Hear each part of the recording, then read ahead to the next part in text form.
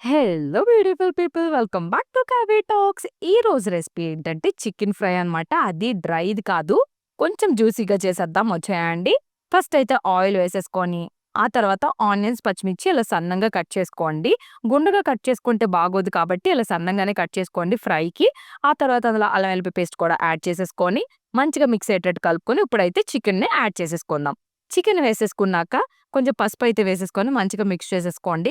Actually chicken fry అంటే అన్నీ magnet చేసుకుంటారు కదా!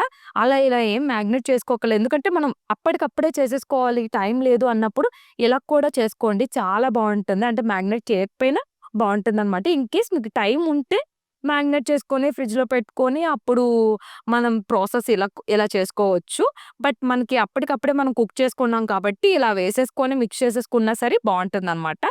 ఇప్పుడు ఒక సాల్ట్ అయితే వేసేసుకొని ఒక 70% కుక్ అవ్వాలనమాట. ఇలా లో ఫ్లేమ్‌లో పెట్టి అలా కుక్ చేసుకోండి. మీడియంలో పెట్టండి పర్లేదు.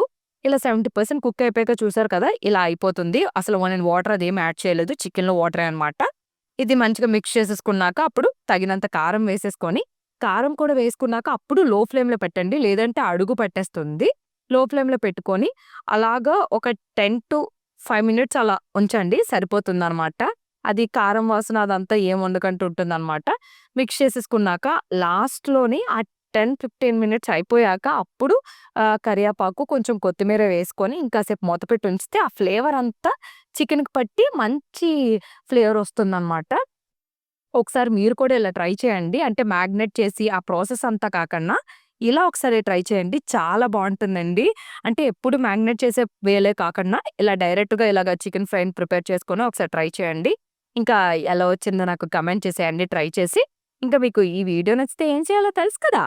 Like, share, subscribe. ఇంకా మీకు ఎలాంటి కుకింగ్ వీడియోస్ కావాలి అనేది కూడా నాకు కమెంట్ చేసేయండి.